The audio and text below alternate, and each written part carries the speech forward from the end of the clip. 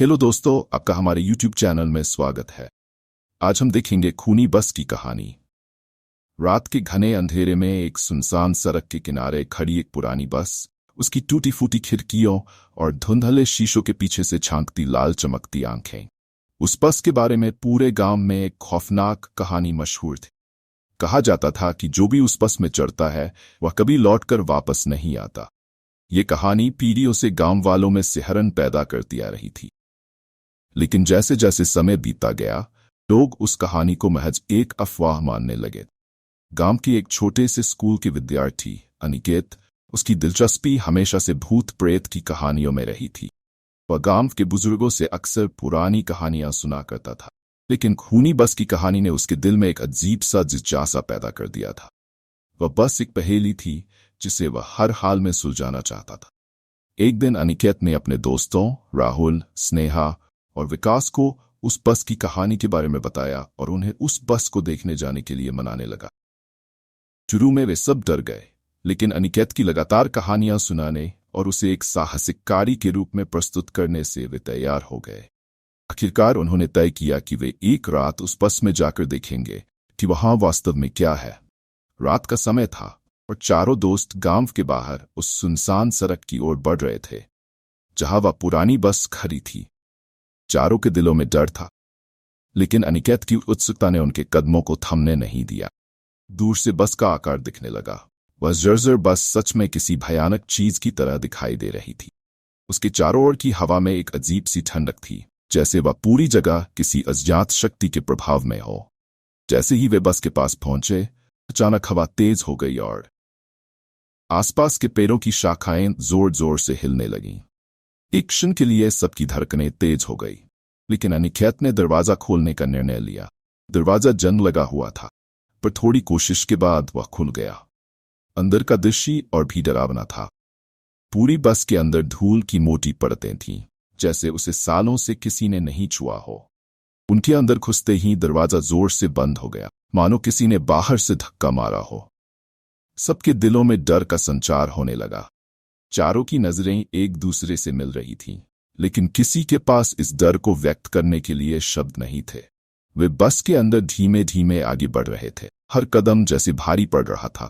बस के अंदर की सीटें टूट चुकी और दीवारों पर पुराने समय की खून से सनी उंगलियों के निशान थे। सीटों के बीच एक सड़ी गली गंध फैली हुई थी। राहुल ने अपने मोबाइल की फ्लैशलाइट चालू की, जिससे बस के अंदर का दृश्य और भी स्पष्ट हो गया। बस की खिड़कियों से बाहर की दुनिया धुंधली लग रही थी, जैसे कोई उन्हें देख रहा हो। स्नेहा ने अचानक एक अजीब सी आवाज सुनी, मानो कोई उसके कान के पास फुसफुसा रहा हो। उसने तुरंत अपने दोस्तों को बताया, लेकिन किसी ने उसकी बातों को गंभीरता से नहीं लिया। कुछ पल बाद विकास ने महसूस किया कि कोई उसकी सीट के नीचे से उसके पैर पकड़ रहा है। वह चीख पड़ा और सब इधर उधर देखने लगे, लेकिन कुछ भी नजर नहीं आया। डर का माहौल अब उनके ऊपर पूरी तरह से हावी हो चुका। उसी समय बस के पिछले हिस्से से किसी के रोने की आवाज आने लगी। अनिकेत, राहुल, स्नेहा और विकास की हिम्मत जवाब देने लगी थी, लेकिन अनिकेत ने हार मानने से इनकार कर दिया। उसने रोने की आवाज का पीछा करने का फैसला किया। वे धीरे धीरे उस दिशा में बढ़ने लगे जहां से आवाज आ रही थी। जैसे ही वे बस के पिछले हिस्से में पहुंचे, वे देख सकते थे कि एक धुंधली आकृति सीट पर बैठी थी। उसके शरीर से लाल चमकती आंखें साफ दिखाई दे रही थीं। वह एक युवती की आत्मा थी, जो अपनी जख्मी हालत में बिलख रही थी। उसका पूरा शरीर खून से लथपथ था और वह अपने सिर को अपने हाथों में पकड़े हुए थी। यह दृश्य इतना भयानक था कि विकास बेहोश हो गया। स्नेहा और राहुल भी बस से बाहर भागने की कोशिश करने लगे, लेकिन दरवाजा बंद हो चुका था और बाहर से कोई आवाज नहीं आ रही। अनिकेत ने हिम्मत जुटाकर उस आत्मा से पूछा, तुम कौन हो और यहां क्या कर रही हो? आत्मा ने अपनी खौफनाक आंखों से अनिकेत की तरफ देखा और कहा, मैं वही हूं जिसकी इस बस में हत्या कर दी गई थी। मेरी आत्मा इस बस में कैद हो गई है। जिसने मेरी जान ली, उसने मुझे कभी शांति नहीं दी और अब मैं यहां भटक रही हूं। जो भी इस बस में आता है, उसे मेरी पीड़ा झेलनी पड़ती है। अनिकेत को अब एहसास हुआ कि यह बस वाकई में खूनी बस थी।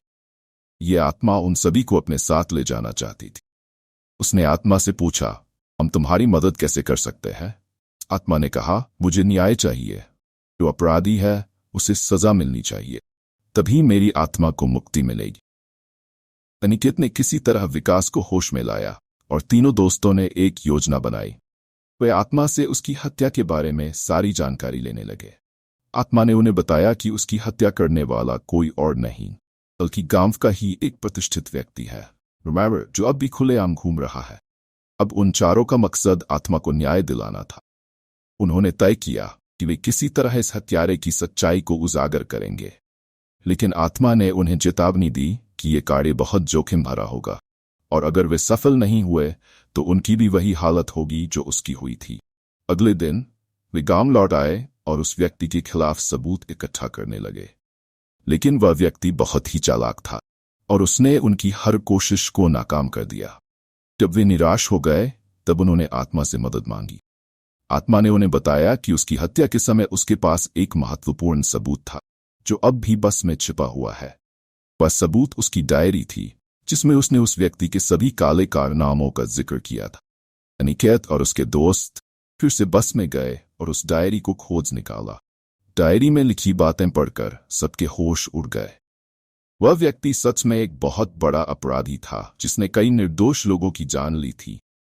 उन्होंने तुरंत उस डायरी को गांव के प्रधान को सौंप दिया। प्रधान ने पुलिस को बुलाया और वह व्यक्ति गिरफ्तार हो गया।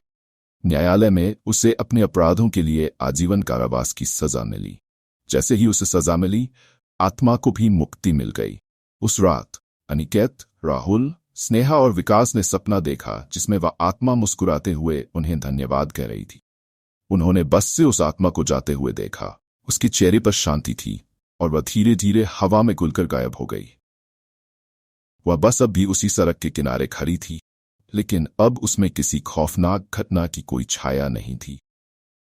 अनिकेत और उसके दोस्तों ने यह सबक सीखा कि कभी-कभी पुरानी कहानियां सच हो सकती है और उनका सामना करने के लिए दिल में हिम्मत और नीयत साफ होनी चाहिए।